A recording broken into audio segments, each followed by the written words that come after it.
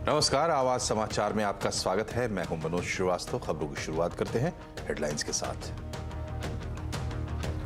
चुनाव आयुक्त की नियुक्ति पर सुप्रीम कोर्ट ने फैसला रखा सुरक्षित। 24 घंटे में प्रक्रिया पूरी करने और कोर्ट में सुनवाई के दौरान ही नियुक्ति पर कोर्ट ने पूछे कई सवाल। गुजरात चुनाव का धुआंधार प्रचार जारी। आज भी प्रधानमंत्री मोदी ने की 4 रैलियां। आपकी तरफ से भगवत मान ने संभाला मोर्चा। चुनाव कर्मचारियों ने दिया मतदान। जामा मस्जिद में लड़कियों की एंट्री बैन का विवादित फरमान हटा। दिल्ली के एलजी ने किया था इमाम से अनुरोध।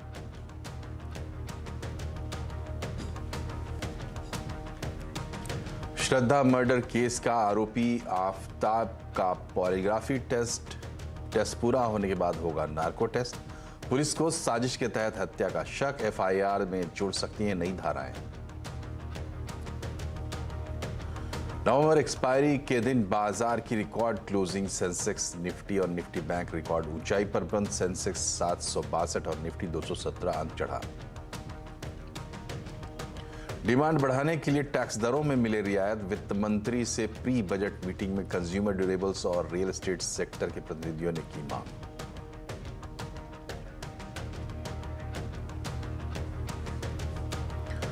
सुप्रीम कोर्ट ने चुनाव आयुक्त की नियुक्ति पर अपना फैसला सुरक्षित रख लिया है, लेकिन आज सुनवाई के दौरान कोर्ट ने एजी से, अटॉर्नी जनरल से कई सवाल किए। उन्होंने पूछा कि आखिर 24 घंटे में कैसे नियुक्ति की प्रक्रिया पूरी हो गई। डिटेल समझते हैं असीम मनचंदा से। बताएं असीम, कोर्ट ने आज क्या क्या बातें कही और क्या सवाल पूछे? देखिए, सुप्रीम कोर्ट जो है चुनाव आयोग की नियुक्ति से जुड़ी हुई कई याचिकाओं की सुनवाई जो है कर रहा है। बुधवार को सुनवाई के दौरान सुप्रीम कोर्ट ने केंद्र सरकार से चुनाव आयोग की नियुक्ति की फाइल जो है मंगाई थी। आज फाइल को देखने के बाद सुप्रीम कोर्ट ने कड़ी टिप्पणी की। सुप्रीम कोर्ट ने कहा कि कैसे चुनाव आयोग की नियुक्ति जो है जल्दबाजी में की गई। ये पूरी प्रक्रिया जो है 24 घंटे के अंदर जो है पूरी हो गई। जो अरुण गोयल है, उन्होंने एक दिन पहले ही रिटायरमेंट जो है वो ली और अगले दिन ही उनकी नियुक्ति जो है पूरी की। तो हमें लगता है कि ये सारी प्रोसेस जो है जल्दबाजी में की गई, लेकिन केंद्र सरकार ने इसका बचाव जो वो किया। केंद्र सरकार ने कहा कि इसको लेकर के सारी प्रोसेस जो है वो फॉलो की गई। जो कानून मंत्री हैं उन्होंने 4 नाम जो है उसको लेकर के सुझाए थे और प्रधानमंत्री ने उसमें से एक नाम का चयन जो है वो किया। तो इसको लेकर के सारी प्रोसेस जो है उसको पूरी तरह से पूरा जो है वो किया गया। फिलहाल सुप्रीम कोर्ट ने इस पर अपना फैसला जो है सुरक्षित रख लिया और जल्दी इसको लेकर के अपना फैसला जो है वो सुनाएगा। बहुत बहुत शुक्रिया असीम। और चुनाव आयुक्त की नियुक्ति पर सुप्रीम कोर्ट ने जो सवाल उठाया, क्या है पूरा प्रोसेस और क्यों इस पर उठ रहे हैं सवाल, ये बड़ी चर्चा का विषय है। तो देखना मत भूलिए आज का आवाज अड्डा, चुनाव आयोग नियुक्ति पर सवाल।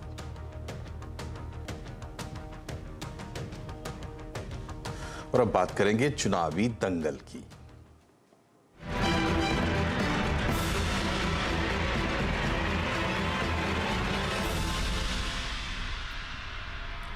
और गुजरात में प्रधानमंत्री नरेंद्र मोदी के तूफानी दौरे का आज दूसरा दिन रहा। 4 जगहों पर प्रधानमंत्री मोदी ने ताबड़तोड़ रैलियां की। इधर आपकी तरफ से पंजाब के सीएम भगवंत मान ने मोर्चा संभाला। उनकी भी 4 जगहों पर रैलियां, रोड शोज हुए। इसके अलावा जो कर्मचारी चुनाव प्रक्रिया में हिस्सा ले रहे हैं, उन्होंने आज ही वोटिंग की पोस्टल बैलेट के जरिए। और प्रधानमंत्री मोदी ने आज फिर कांग्रेस को ही निशाने पर लिया और कहा कि कांग्रेस का अतीत परिवारवाद और सत्ता के लोभ से भरा हुआ है, जबकि हम युवाओं के भविष्य के लिए काम कर रहे हैं। कि તમે કોંગ્રેસના ભૂતકાળ જોજો, એનો ભૂતકાળ એવો ખરડાયેલો છે, ખતબદેલો છે અને એમાંથી બહાર આવીને એક મિશન મોડમાં દેશ ગુજરાતના ભલા માટે કામ કરવું છે। કોંગ્રેસનો એજન્ડા સિંહાસન અને સત્તા, ભોગવટો અને એકબીજાના ટાંટિયા ખેંચવાના આ જ કાર્યક્રમ અમારે આ દેશના યુવાનોનું ભવિષ્ય બનાવવું છે અને એના માટે અમે કામ કરી રહ્યા છે ભાઈઓ।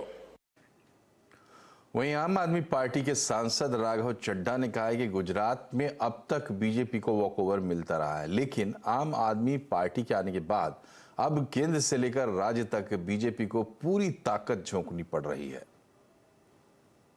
150 से ज्यादा सांसद अनगिनत एमएलए, अनगिनत मंत्री उतारकर पूरी जान झोंकनी पड़ रही है। और ये तो सिर्फ बीजेपी का संगठन है, और भी जो इनकी सिस्टर कंसर्न्स हैं वो सब भी लगे हुए हैं कि कुछ भी कर कर आम आदमी पार्टी को रोको, अरविंद केजरीवाल जी को रोको। एक 5 फुट 5 इंच के शख्स अरविंद केजरीवाल जी का इतना खौफ बीजेपी को है कि आज उन्हें सारी ताकत गुजरात के चुनावी मैदान में झोंकनी पड़ रही है।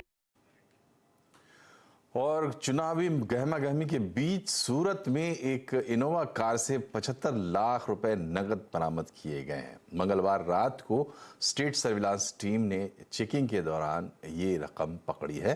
कार में 3 युवक भी सवार थे, जिनमें से 2 हिरासत में हैं, लेकिन एक भाग खड़ा हुआ उसी वक्त फरार हो गया। कार में एक कांग्रेस नेता के नाम का कार पास मिला है और पार्टी का एक पर्चा भी मिला है। बीजेपी ने कहा है कि ये संकेत है कि ये पैसा कांग्रेस पार्टी के लोगों का है। पुलिस की जांच में ये बात साफ हो जाएगा। वहीं गुजरात कांग्रेस ने आरोपों से इनकार किया और इसे एक राजनीतिक साजिश करार दिया है।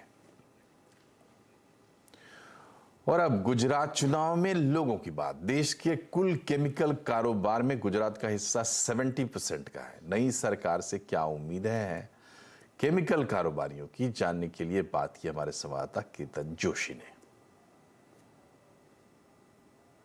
पूरे देश में केमिकल का सालाना कारोबार 5 लाख करोड़ का है और गुजरात का कंट्रीब्यूशन 70% है।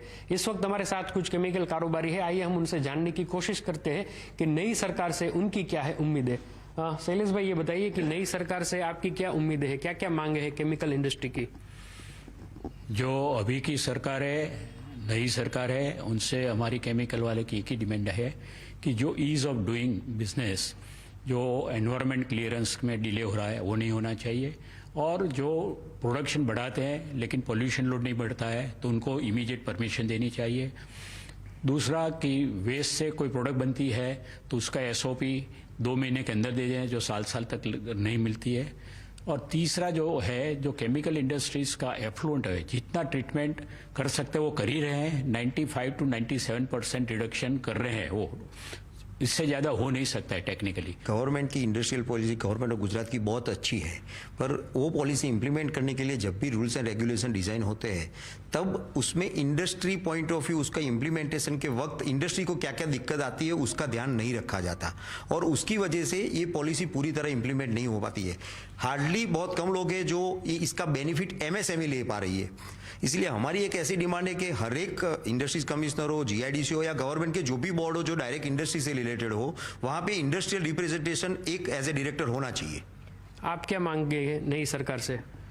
एमएसएमई को ज़्यादा सब्सिडाइज देना चाहिए। एमएसएमई हमारा बहुत बड़ा सेक्टर है, इसमें केमिकल हो या कोई भी इंडस्ट्री हो, एमएससी को और बढ़ा देना चाहिए और जीआईडीसी को अपनी पॉलिसी और सरल करनी चाहिए जिससे कि बिजनेस और बढ़ सके। आप नई सरकार से क्या चाहते हैं? बस वही एमएसएमई को सब्सिडी, कैपिटल सब्सिडी है, अभी इंटरेस्ट में जैसे देते हैं, साथ साथ में कैपिटल भी जितना जल्दी मिल सके उतना देना चाहिए।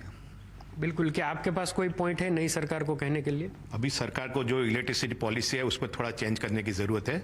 जो अभी 100 किलोवाट पे एलटीएमडी लगता है, इसके बावजूद अभी 150 किलोवाट पे 80 कर दे तो इलेक्ट्रिसिटी वाले को खर्चा कम आवे और जो इंस्टॉलेशन है 80 का जरा महंगा पड़ता है वो थोड़ा कम हो जाए।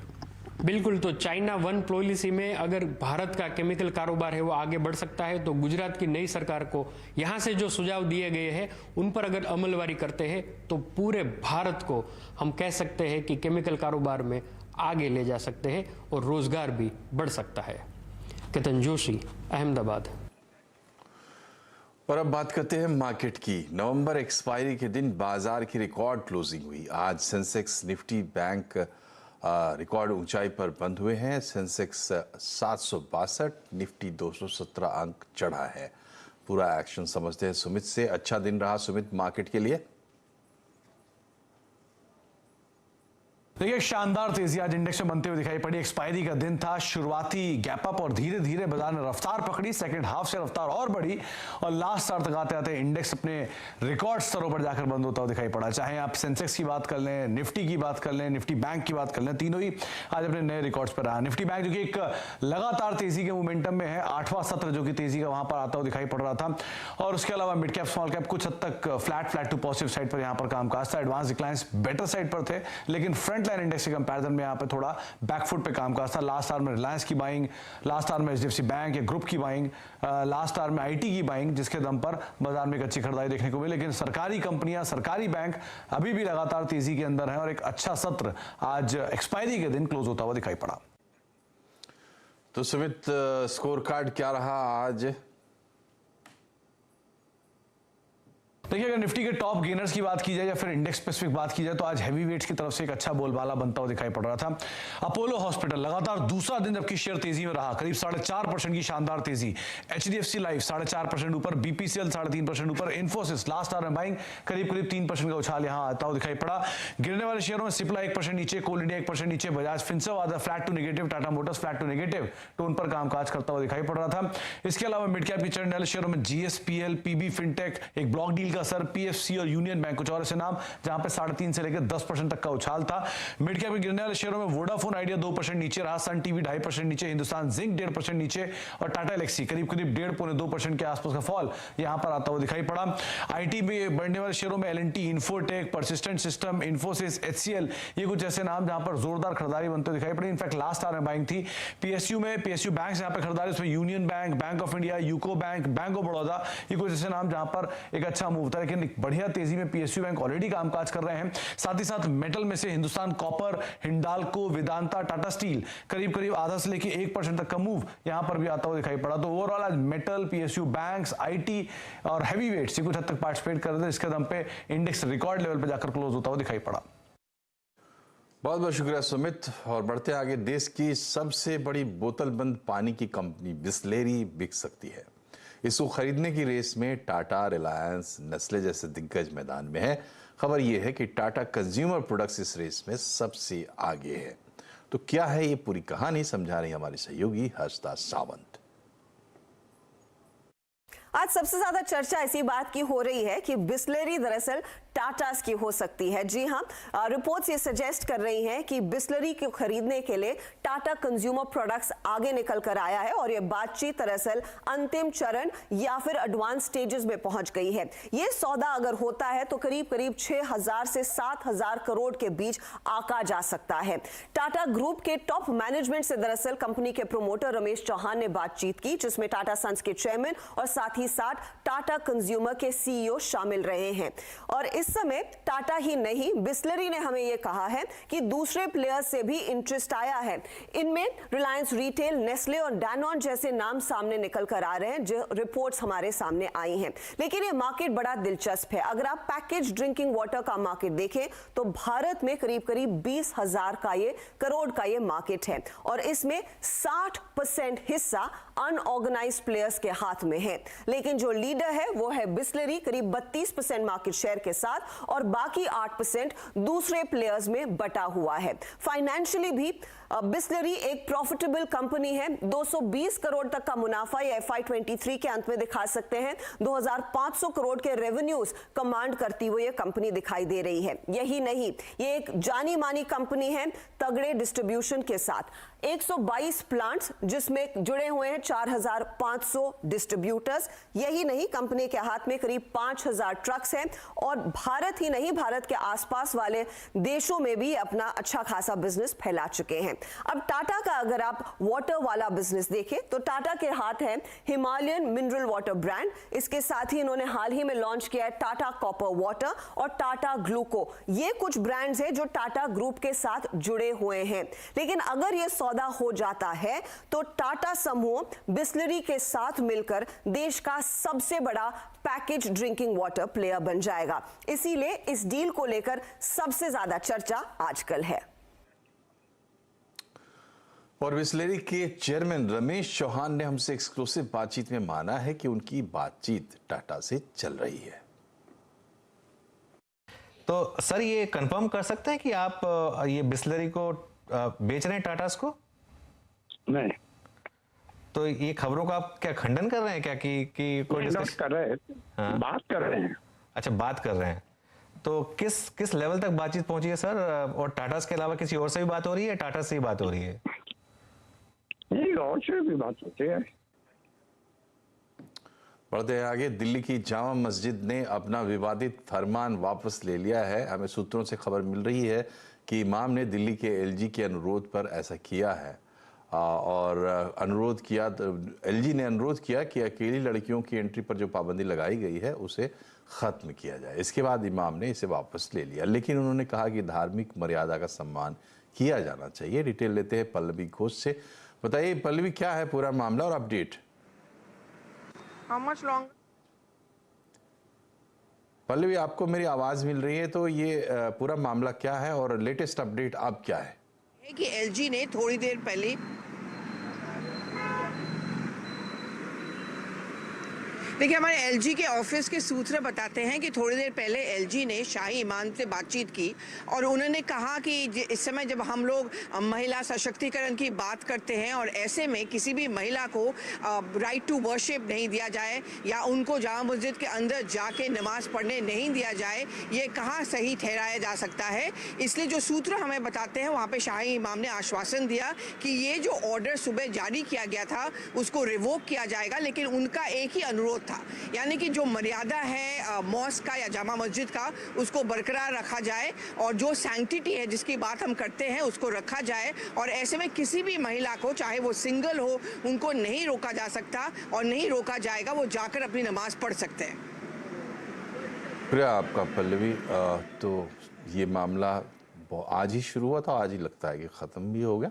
बहरहाल आगे बढ़ते हैं। 5G सेवाएं अभी ढंग से शुरू भी नहीं हुई हैं कि लोगों के साथ 5G के नाम पर फ्रॉड होने भी शुरू हो गए। 5G के नाम पर ठग टावर लगाने या फिर 5G सिम अपग्रेड करने का झांसा लोगों को देते हैं और बैंक अकाउंट की डिटेल लेकर खाली करते हैं। कैसे करते हैं पूरा काम, समझते हैं असीम मनचंदा से। बताएं असीम। देखिए, टेलीकॉम कंपनियों ने देश में 5G सर्विसेज के रोल आउट की शुरुआत जो है वो कर दी है। कई शहरों में 5G सर्विसेज जो है मिलने भी लगी है, लेकिन इसके साथ साथ जो साइबर स्कैमस्टर है वो भी इसको लेकर के काफी एक्टिव जो है हो गए हैं। 5G के नाम पर लोगों से धोखाधड़ी जो है वो शुरू हो गई है। सबसे पहले तो लोगों को फोन करके उनके यहाँ पर 5G टावर लगाने का झांसा जो है वो दिया जा रहा है। दूसरे नंबर पर उनको जो है फोन कॉल किया जा रहा है। फोन कॉल करके 5G एक्टिवेट करने के नाम पर उनसे OTP जो है वो मांगा जाता है। तीसरा, उनके मोबाइल पर 5G के लिए एक लिंक जो है भेजा जा रहा है कि 5G सर्विस एक्टिवेट करने के लिए आप इस लिंक को क्लिक जो कीजिए। वो लिंक को क्लिक करते ही उनके मोबाइल पर, आपके मोबाइल पर जो है एक मैलवेयर जो है वो इंस्टॉल जो है हो सकता है, जिससे कि आपका बैंक अकाउंट जो है वो भी खाली हो सकता है। तो ऐसे में जो टेलीकॉम कंपनियां हैं, जो राज्यों की पुलिस है, उन्होंने लोगों को इसको लेकर के सावधानी बरतने की सलाह जो दी है कि अपने मोबाइल पर आए हुए 5G को लेकर के किसी भी अनजान लिंक को क्लिक जो है वो ना करें। साथ ही अपना OTP जो है वो किसी को नहीं बताएं। 5G अगर आप सर्विसेज का इस्तेमाल जो करना चाहते हैं तो आपको इसके लिए सिम कार्ड बदलने की जरूरत जो है वो नहीं है। तो आपकी सावधानी आपको इससे सुरक्षित जो है वो रख सकती है, 5G के नाम पर आपको ठगे जाने से बचा सकती है। बहुत बहुत शुक्रिया असीम। और एक्सपोर्ट सेक्टर ने बजट में सरकार से ब्याज दरों में राहत देने की मांग की है। प्री बजट मीटिंग में आज सर्विस और ट्रेड इंडस्ट्री के प्रतिनिधि वित्त मंत्री से मिले। उन्होंने कंज्यूमर ड्यूरेबल्स और रियल एस्टेट सेक्टर में डिमांड बढ़ाने के लिए टैक्स दरों में छूट देने की मांग भी की है। Budget proposal from few of you have submitted the following. Nowadays we have only 200 crores for our marketing fund. I requested Honorable FM that it should be increased to minimum 5,000 crores because we have the target of doing $470 billion. Same way we requested a 200% deduction in income tax for overseas publicity. We pay a lot of charges for the shipment. So, like aircraft leasing, they should also allow. और real estate sector को इस budget से बहुत उम्मीदें हैं। Keystone realtors के CMD Boman Rustam ईरानी ने कहा है कि GST में छूट, होम लोन की दरों में राहत और ऐसे कई कदम हैं जो रियल एस्टेट सेक्टर की डिमांड बढ़ा सकते हैं और वो सरकार से इन कदमों की उम्मीद करते हैं। हमारी रिक्वायरमेंट्स काफ़ी सिंपल है साहब। बेसिकली कस्टमर को एडवांटेज करके आप अगर होम बाइंग को इंक्रीज करेंगे तो आपकी जीडीपी में काफ़ी भारी बर्ताव आएगा। रही बात अगर हम एक चीज़ मांग सकते हैं गवर्नमेंट से तो वो है सिंप्लीफिकेशन ऑफ जीएसटी रूल्स, जो हमारे एरिया ऑफ ऑपरेशन में स्पेशली रीडेवलपमेंट में हमको काफ़ी कॉम्प्लेक्सिटी आती है। रही बात अगर आप कस्टमर्स के लिए इंटरेस्ट रेट्स घटा दो, फर्स्ट होम बायर्स के लिए या सेकेंड होम बायर्स के लिए आप एक्स्ट्रा जिसको बोलते हैं इनकम टैक्स बेनिफिट्स दे दो, तो मेरा ये मानना है कि हर कोई चाहता है, as an Indian, everybody wants to have one home at least. Pakistan के नए सेना प्रमुख के नाम का ऐलान हो गया है। जनरल कमर जावेद बाजवा की जगह अब जनरल आसिम मुनीर पाकिस्तान के नए आर्मी चीफ होंगे। पाकिस्तान के प्रधानमंत्री शहबाज शरीफ ने उनके नाम का ऐलान किया। वो अगले 3 साल तक पाकिस्तान के सेना प्रमुख के पद पर रहेंगे। जनरल मुनीर का कार्यकाल सितंबर 2022 में पूरा होना था बाजवा का, लेकिन उसके बाद वो रिटायर होने वाले थे, लेकिन उनका कार्यकाल 27 नवंबर तक बढ़ा दिया गया। अब जनरल मुनीर कमर जावेद बाजवा के पसंदीदा भी माने जाते हैं। 2017 में बाजवा ने उन्हें मिलिट्री इंटेलिजेंस का डायरेक्टर जनरल बनाया था। इसके 1 साल बाद ही वो आईएसआई के चीफ भी बन गए थे। श्रद्धा हत्याकांड के आरोपी आफताब का आज रोहिणी के एफएसएल दफ्तर में फिर पॉलीग्राफ टेस्ट हो रहा है। इसके बाद आफताब का नार्को टेस्ट भी किया जाएगा। संवाददाता दीपक बिष्ट इस मामले की अपडेट आपको बता रहे हैं।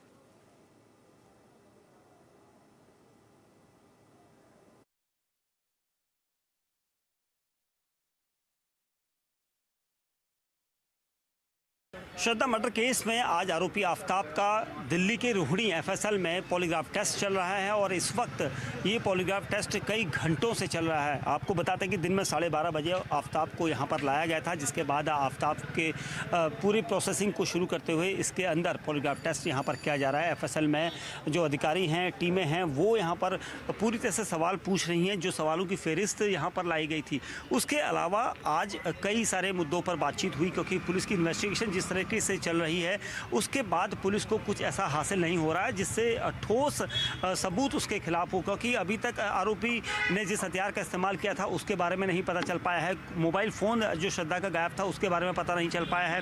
पुलिस की टीमों को ये नहीं पता चल पा रहा है कि उसने कहाँ पर श्रद्धा के बॉडी पार्ट्स को फेंका था, क्योंकि अभी भी पूरे बॉडी पार्ट्स को तलाश कर पाना बहुत बड़ी टेढ़ी खीर पुलिस के लिए साबित हो रही है। और इसी वजह से दिल्ली पुलिस कोशिश कर रही है कि जो सबूत पिछले 6 महीने में डिस्ट्रॉय किए गए हैं उन सबूतों को पॉलीग्राफ टेस्ट के माध्यम से वो हासिल करें। यानी पॉलीग्राफ टेस्ट और नार्को टेस्ट पुलिस को एक मजबूत कड़ी देगा। और इसी वजह से दिल्ली पुलिस की टीमें कोशिश कर रही हैं कि पॉलीग्राफ टेस्ट में जो सवाल है उनका वो जवाब दे।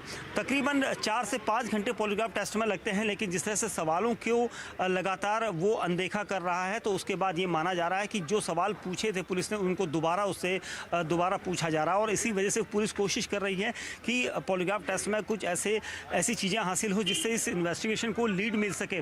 वहीं दूसरी तरफ नार्को टेस्ट को लेकर पुलिस को नार्को टेस्ट करना है, क्योंकि अगले 2 दिन का समय दिल्ली पुलिस के पास है, क्योंकि कस्टडी उसके बाद खत्म हो जाएगी। पुलिस कोशिश ये कर रही है कि नार्को टेस्ट के लिए अगर वो फिट होता है, क्योंकि आज अगर पॉलीग्राफ टेस्ट हो जाता है तो अंतिम सेशन के बाद उसका एक बार फिर मेडिकल टेस्ट होगा। मेडिकल टेस्ट में उसकी फिटनेस देखी जाएगी, जिसके बाद उसे जो नार्को टेस्ट है उसके लिए तैयार किया जाएगा। अब नार्को टेस्ट अक्सर ये कहा जाता है कि सोमवार के दिन होता है, लेकिन पुलिस के पास जिस तरह का समय है उसके बाद वो कोशिश करेगी कि नार्को टेस्ट को भी जल्दी अमली जामा पहनाया जा सके, ताकि पुलिस की इन्वेस्टिगेशन को जो अब तक अलग अलग दिशाओं में चल रही है उसे एक दिशा में रखा जा सके।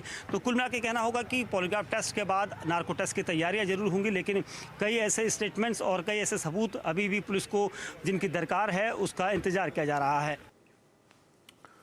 और आज भारत सरकार ने ताकतवर बैलिस्टिक मिसाइल अग्नि 3 का सफल टेस्ट किया और उड़ीसा के तट के पास एपीजे अब्दुल कलाम द्वीप से अग्नि 3 ने उड़ान भरी। ये परमाणु हथियार ले जाने में सक्षम है। इसकी खासियत ये है, इसकी स्पीड ये 18,522 किलोमीटर प्रति घंटा की स्पीड से उड़ान भरती है। इसका वजन 50,000 किलोग्राम है और इसकी रेंज 3 से 5,000 किलोमीटर तक है। यानी इसके रडार पर चीन का बहुत बड़ा हिस्सा, पूरा पाकिस्तान, पूरा अफगानिस्तान हॉर्न ऑफ अफ्रीका, अरब देश, इंडोनेशिया, म्यांमार सब शामिल हैं। और इसी के साथ बुलेटिन में फिलहाल इतना ही, लेकिन खबरों पर लगातार अपडेट के लिए जुड़े रहिए CNBC आवाज से ट्विटर, फेसबुक और यूट्यूब के जरिए। नमस्कार।